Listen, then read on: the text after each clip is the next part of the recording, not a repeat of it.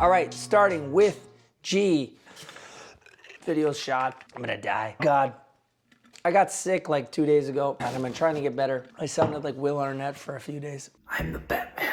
Okay, let's start over. Let me wipe my eye. All right, welcome to the next episode of Ryangle. My name is Ryan. We are going through an A to Z list of container homes, and that means either purchasing, building, or renting a container for yourself. This should give you the rundown of all the things I can think about when it comes to containers now that I've lived in one and talked to the builder of this one and have been researching them for several years for myself. So I hope that I can be a resource for you. If you haven't checked out the first section of A through F, linked up here, please check it out. Let's get started. G.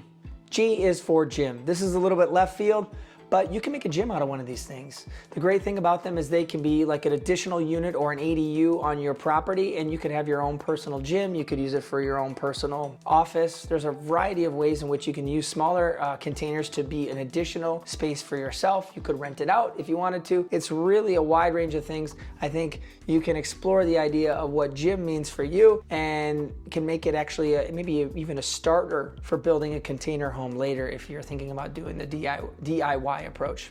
Let's go to H. What's really great about these is how high you can go. You can stack these things up to 8 high. They do that on ships where they stack them almost to that height, which is crazy to think about. They're almost 10 feet depending on the different type of container. So that's almost 7-8 stories of height you could build. Now, zoning codes don't permit that very often. Many times there's limitations on the height that you can put in residential areas and all that sort of stuff. So yes, yes, yes, yes, yes. Yeah, yeah, yeah.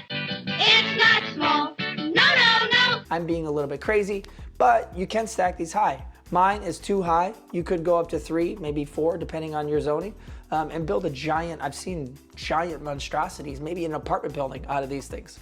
How am I gonna get through the alphabet? I. I is for insulation. I spoke about this in another video, so I won't go on about it, but you generally need spray insulation for this type of home to maximize the space for building, and also just nooks and crannies of the building make it very difficult for other types of insulation. So when considering building this, you're gonna need to have some spray insulation, almost certainly depending on your climate. There's very few places have such a moderate climate that you don't actually need insulation. If it's too hot, you need insulation. If it's too cold, you need insulation. These things will fluctuate wildly, so make sure you get insulation installed in one of these things before you even consider building them. J, Joshua Tree. People love these things, and if you're gonna consider building one of them, Joshua Tree is a hot spot nowadays for container homes. The first thing I Googled when I Googled container homes is Joshua Tree. There's so many people flocking out there to utilize this as a place to stay or visit.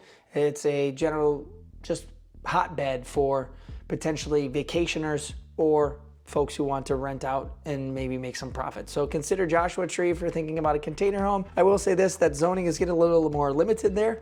So, think about if you want to get a permit, look into the permitting process before you actually buy something. But man, it's so beautiful out there. I visited last year, and Joshua Tree is just a spiritual experience, extremely beautiful.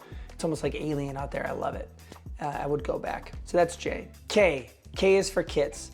There are actually places that put these things together for you. There are people who put them together and basically make a kit container home for you. The cost is a little bit higher, but it could be fit to your needs. I will give you a cautionary tale here though. There are many, many, many, many people out there who are publicizing they make container homes and might not have the type of thing that you need or cannot deliver on the type of container that you are asking for. Because this is such a movement, people are trying to take advantage of it. So be very, very critical of any kit that somebody wants to sell you. And if it's really cheap. Nope, they're not. They're dead. They've been taxidermized by Chuck Testa. I think that's a strong sign that it might not be the thing that you need. But there are really great opportunities out there. There's at least a couple kit builders in my area that I'm considering partnering up with. I need to talk to them once I get more capital. But honestly, man, it would be really great to not have to do all the work, and they ship it and you know what it looks like and you can experience it and see it before you actually move into it. That would be amazing, and I would love to be able to offer, a kit that looks great for folks who want to stay there potentially in the future. So that's K. I'm gonna stop there today. I'll see you in the next video of Ryangle. Make sure to like, subscribe, and hit the bell so you know when the next video comes out. I wanna make sure that you get all the letters from A to Z. In the description, there's several videos that I wanna connect you with, give you more information about the things that I shared, because this is just a quick list of all the things that I can think of when it comes to container homes. So I'll see you next time on the episode of Right Angle.